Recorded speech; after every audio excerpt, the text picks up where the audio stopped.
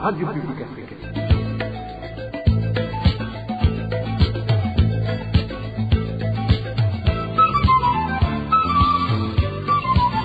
Radio Publique Africaine.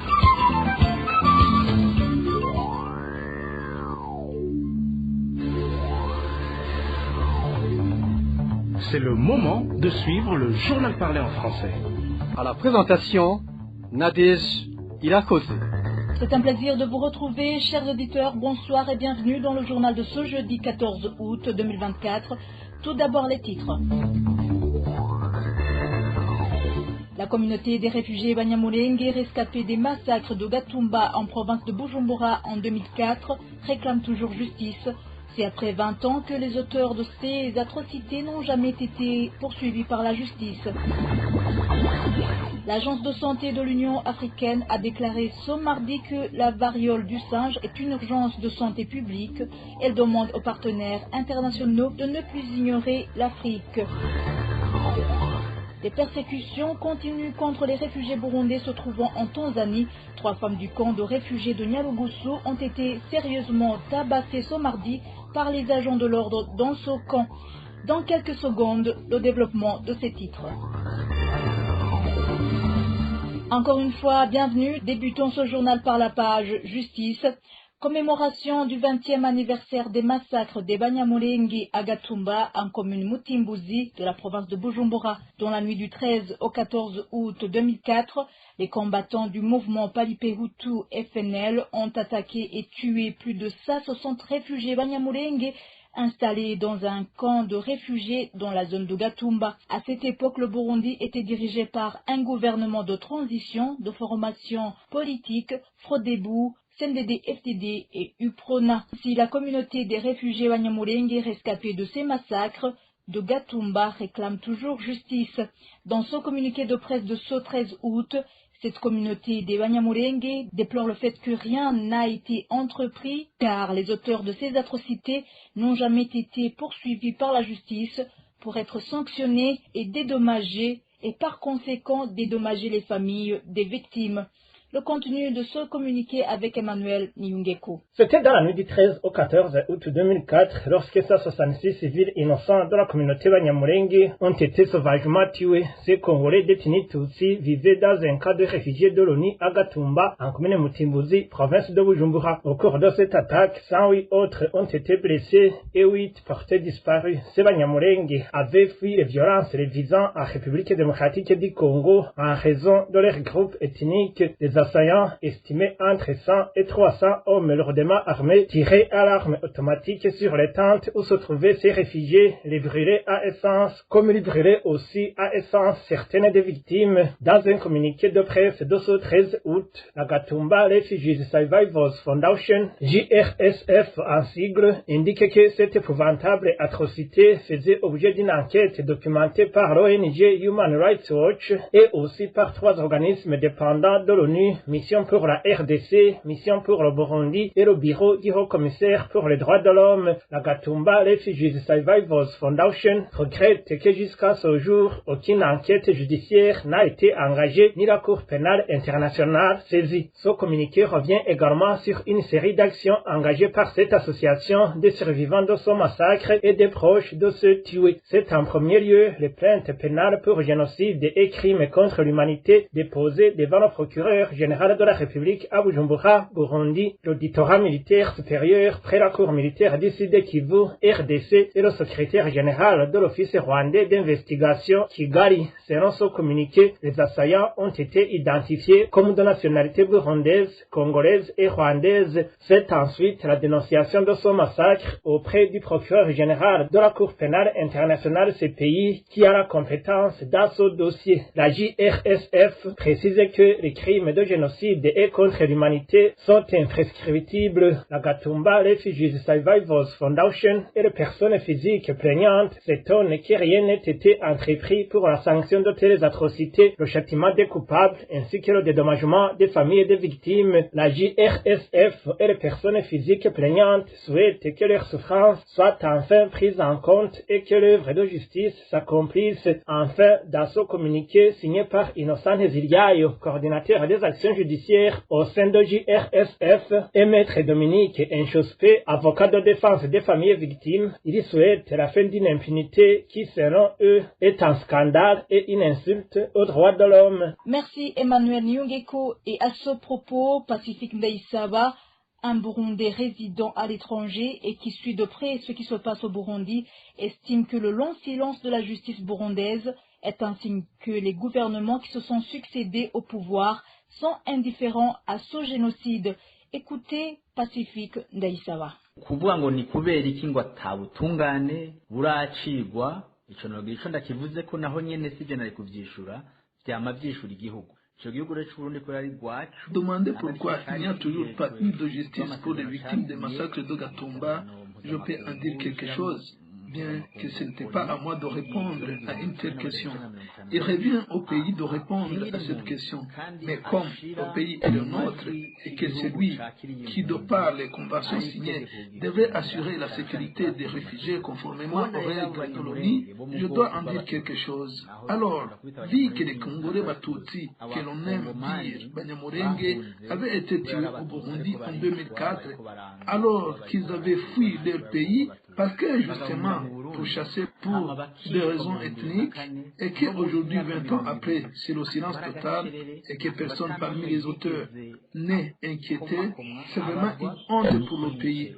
Selon ce que nous appelons dans les auditoires des conventions internationales en rapport avec les guerres ou les réfugiés, le droit humanitaire, c'est évident que le mouvement Paripeutu FNL, qui a revendiqué ce massacre via son porte-parole connu comme Etusera Mikobamye, était tout à fait différent du mouvement CNDD-FDD. Aujourd'hui au pouvoir, ce qui serait à l'origine de ce silence et d'inaction, c'est l'appel des victimes qui craignent finalement une idéologie génocidaire qui fait que le Paripeutu FNL ne soit pas poursuivi, bien que ce n'est pas lui qui est au pouvoir.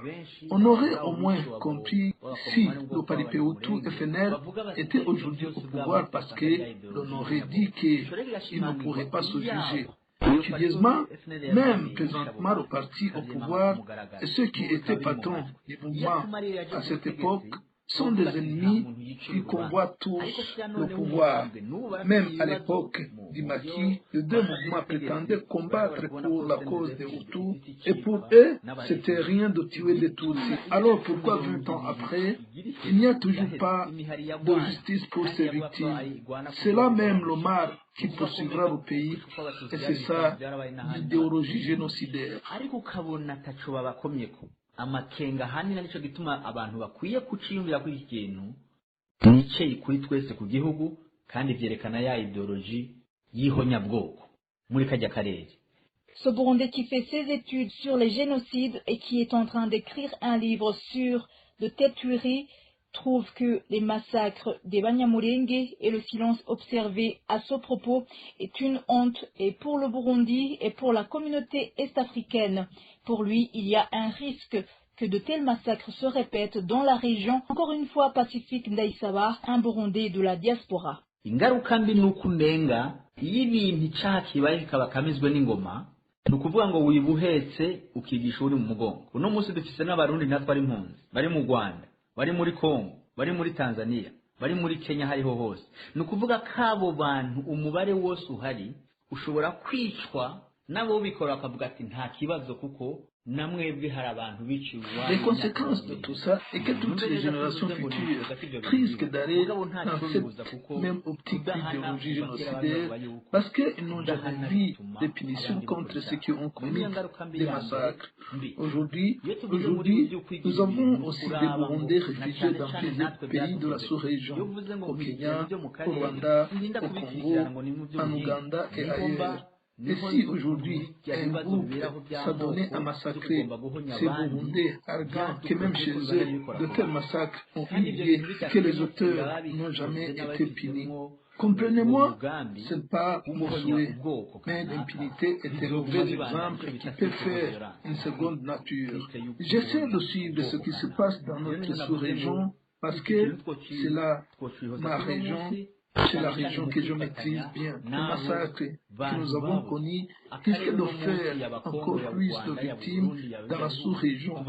Et aussi longtemps que les auteurs ne seront pas punis, ça continuera et on aura un cycle de violence, un cycle génocidaire. On dit que nous avons formé une communauté, la East African Community, mais on ne peut pas avancer tant qu'il reste des crimes impunis. Jamais on ne dira que nous formons une famille tant qu'il y a des tombes de gens massacrés, mais pour qui il n'y a toujours pas justice. Il y a toujours continuité de l'État.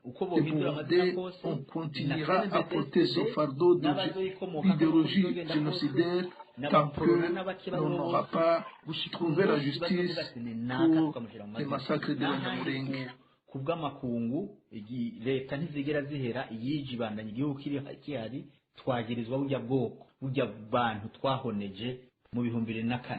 rero nsubiye n'akanya heza ahubwo ko kubwira abababaye abibuka imyaka 20 iheze ko sitwe twabikoze ariko turemanga kariceye ku Barundi no ku Burundi kandi turi nyuma yabo mu gushira ku butungane buzokora. Et en page droit de l'homme, après un mois qu'une famille de la colline Kionza en commune Bugabira de la province Kirundo réclame justice pour leurs membres tués, aujourd'hui elle subit une pression pour procéder à son enterrement. Le jeune homme de cette famille a été retrouvé mort dans une position policière de la localité et l'on parle d'une exécution extrajudiciaire.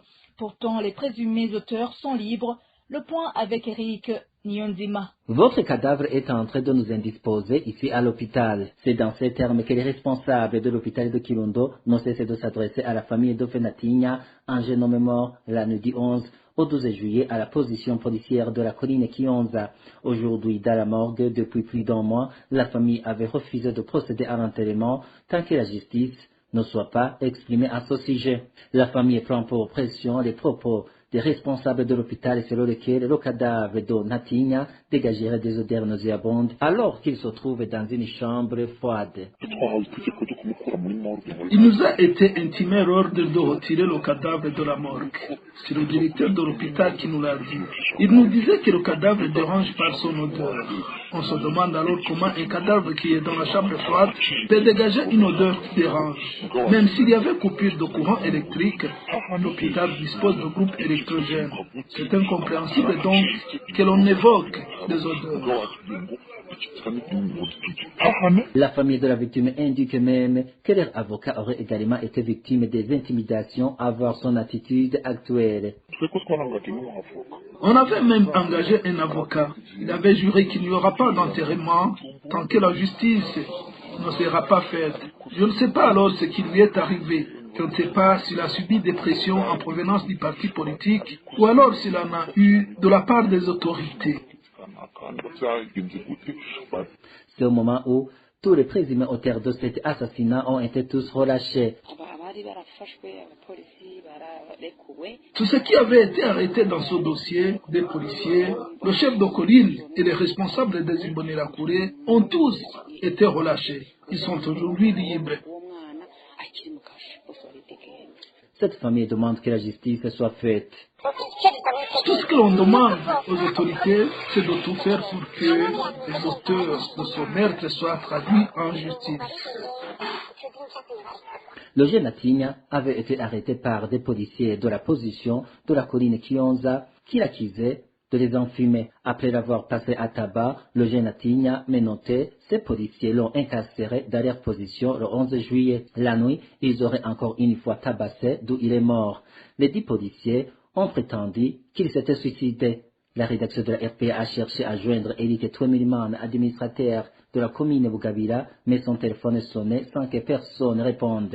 Finalement, la famille de Fenatigna aurait procédé à l'enterrement à l'après-midi de ce mercredi.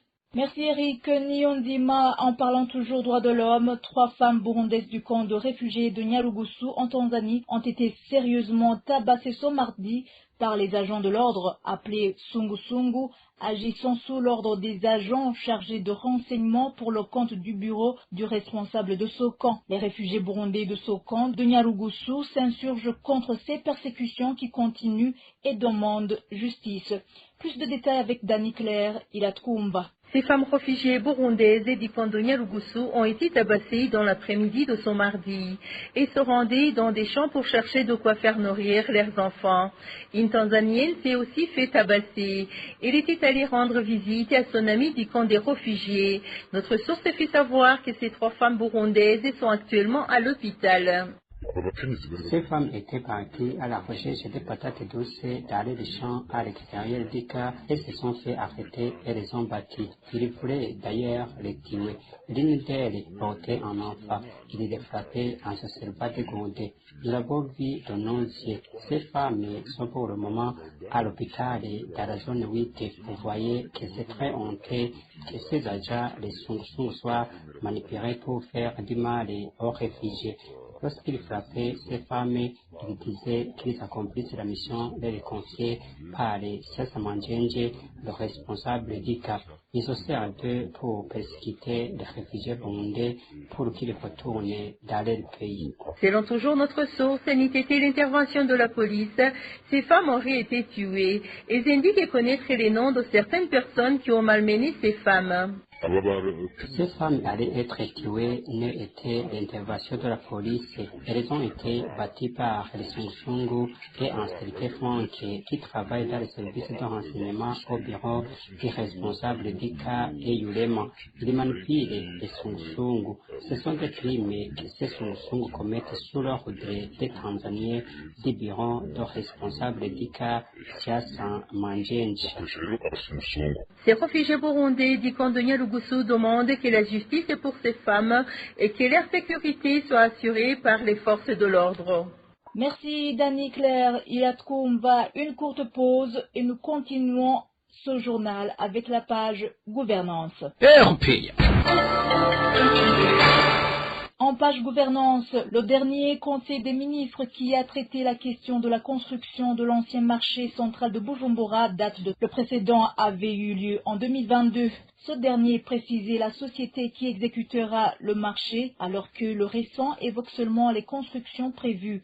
Paradoxalement, l'Office burundais de l'urbanisme et de l'habitat au bureau en sigle a dernièrement annoncé une nouvelle société partenaire du gouvernement dans l'exécution du projet alors qu'une décision du Conseil des ministres est levée par une autre. Inès Gakiza pour plus de détails. Le dernier Conseil des ministres qui a abordé la question de la reconstruction de l'ancien marché central de Bujumbura date du 8 mai cette année 2024. Ce jour-là, lit-on dans le compte-rendu du dit Conseil des ministres, les membres du gouvernement ont analysé des propositions du ministère des Infrastructures, Équipements et Logements sociaux en rapport avec les constructions prévues. Un mall, une salle de conférence de 3000 personnes et un hôtel 5 étoiles ou alors un complexe subdivisé en 5 blocs de bâtiments, une tour de 30 niveaux comprenant plus de 3000 magasins, supermarchés et boutiques, une salle de conférence pour plus ou moins 1000 personnes et un hôtel 5 étoiles. Cette séance des membres du gouvernement n'a pas évoqué les exécutants du projet. Avant ce Conseil des ministres de mai 2024, le dossier avait été analysé en dernier lieu par le Conseil des ministres tenu le 21 juillet 2022. Ce Conseil des ministres parlait de la société Mukaza Business Center, une société mixte dans laquelle le gouvernement devrait investir comme partenaire du gouvernement dans l'exécution de ce projet. Le gouvernement avait approuvé de céder le terrain qui abritait l'ancien marché central de Bujumbura en concession à la société Mukaza Business Center. 2 ans après le dernier Conseil des ministres qui s'est prononcé sur la société qui exécutera le projet de reconstruction de l'ex-marché central de Bujumbura, l'Office burundais de l'urbanisme et de l'habitat au Buha vient d'annoncer une nouvelle société, Ubaka Nation Group, différente de celle approuvée par le Conseil des ministres. Un partenariat approuvé sur injonction du président de la République qui pourtant présidait les différents conseils des ministres qui ont analysé le projet et approuvé la société et qui n'ignore pas non plus que les décisions du Conseil des ministres doivent être levées par un autre Conseil des ministres. Plus d'un s'interroge alors sur la face cachée de cette tournure du dossier. Interrogé s'il y aurait eu un autre conseil des ministres levant la décision octroyant ce marché à la société Mukaza Business Center, Jérôme Niyonzima, secrétaire général et porte-parole du gouvernement, n'a pas pu répondre à notre question. Merci Inès Gakiza. De la page gouvernance, passons à la page santé. L'Agence de santé de l'Union africaine a déclaré ce mardi que la variole du singe est une urgence de santé publique. Cette agence demande aux partenaires internationaux de ne plus ignorer l'Afrique. Émile Nibasumba. En déclarant la variole du singe urgence de santé publique ce mardi, l'ensemble des centres de contrôle et de prévention des maladies en Afrique exhorte les partenaires internationaux à apporter le soutien nécessaire aux États africains. L'Agence de santé de l'Union africaine rappelle qu'entre mai 2022 et juillet 2023, cette maladie a été déclarée urgence de santé publique de portée internationale par l'OMS, mais que l'Afrique n'a pas reçu le soutien dont elle avait urgemment besoin pendant cette période. Alors que les cas mondiaux commençaient à diminuer, l'escalade des chiffres en Afrique a été largement ignorée, ajoute l'agence panafricaine. Dans son communiqué de presse de ce mardi, l'agence de santé de l'Union africaine indique qu'au moins 13 pays africains, dont des pays non touchés auparavant, comme le Burundi, le Kenya, le Rwanda et l'Ouganda, ont signalé des épidémies de variole du singe. Selon le communiqué, jusqu'à présent, en 2024, ces pays ont confirmé plus de 2800 cas et plus de 500 décès, principalement en République démocratique du Congo. Cette déclaration de l'urgence sanitaire permettra de mobiliser des ressources dans les pays touchés, de débloquer des financements essentiels, de renforcer la communication des risques et l'engagement communautaire, de stimuler les efforts de surveillance et de tests en laboratoire et d'améliorer les capacités des ressources humaines pour répondre efficacement à la variole du singe. De la même manière, il n'est pas nécessaire d'imposer des restrictions de voyage pour le moment, selon le directeur général de l'Agence de santé de l'Union africaine, Dr Jean Kasseya. Il explique que la déclaration de la variole du singe comme urgence de santé publique permet de forger de nouveaux partenariats, de renforcer les systèmes de santé, d'éduquer les communautés et de fournir les interventions vitales où elles sont le plus nécessaires en Afrique. Les centres de prévention et de contrôle des maladies en Afrique précisent aussi qu'ils ont signé des accords avec des agences européennes pour fournir plus de 215 000 doses de vaccins qui seront distribuées équitablement en donnant la priorité aux besoins locaux dans les États membres touchés. Merci Emile Nibasumba. Clôturons cette édition par la page société. La pénurie du carburant constitue un des obstacles dans la campagne de propreté initiée par le président de la République en mairie de Bujumbura. À titre d'exemple, en zone Nyakabiga, les déchets ménagers se trouvent entassés de part et d'autre des avenues. Les sociétés chargées de dégager ces déchets travaillent au ralenti, faute de carburant. Le point avec Walter Kwizera. Depuis maintenant près de 2 mois, il y a dysfonctionnement des services d'hygiène en zone Nyakabiga. Les déchets ménagers ne sont plus dégagés des quartiers. Chaque ménage apporte ses déchets sur la route et rentre tranquillement. Ainsi, sur les rues de cette zone, on y trouve des tas d'immondices. Les associations chargées de faire ce travail indiquent qu'elles ne travaillent pas normalement suite à la pénurie du carburant, un handicap pour la campagne zéro déchet initiée par le président de la République. Très récemment, une campagne de balayage et de nettoyage de la ville de Bujumbura a été lancée. Même hier, j'ai vu les employés de l'université du Burundi avec des pelles, des machettes et autres outils dans la main prêts pour faire la propreté. Mais le plus inquiétant pour la population dans différents quartiers, surtout c'est de Nyakabiga, c'est le retard des associations chargées de récupérer les immondices en provenance de nos ménages. Actuellement, ces déchets se multiplient chaque jour car nous les demandons pourquoi ils nous disent qu'ils n'ont pas de carburant dans les véhicules pour venir les récupérer. Actuellement, la population dans ces quartiers craint les maladies des mains sales. Ça fait vraiment honte, très honte même. Comment nous allons nous protéger contre les différentes épidémies qui sont chaque jour déclarées avec ces immondices? Ces maladies risquent plutôt de s'intensifier. Pour le moment, quand nous plaignons auprès de ces associations, elles nous répondent qu'elles sont dans la désolation totale à cause de la pénurie du carburant. Elles nous retournent la question en demandant comment elles peuvent récupérer ces immondices sans carburant, et c'est compréhensible, c'est vraiment honteux. Les informations en provenance de la zone Nyakabiga indiquent que malgré le retard de ces associations dans la récupération de ces immondices, les mêmes associations ne cessent d'augmenter leur prix en faisant payer 5 000 francs burundais pour chaque ménage au lieu de 4 000 francs burundais, une décision qui n'a pas plu du tout à la plupart de la population. Merci aussi à toi Walter Kwizera. Et voilà, chers auditeurs, c'est ici que nous mettons un point final au journal de ce jeudi 14 août 2024. Merci de nous avoir suivis. Merci également à l'équipe rédactionnelle ainsi qu'à l'équipe technique. Je vous souhaite une bonne soirée à tous.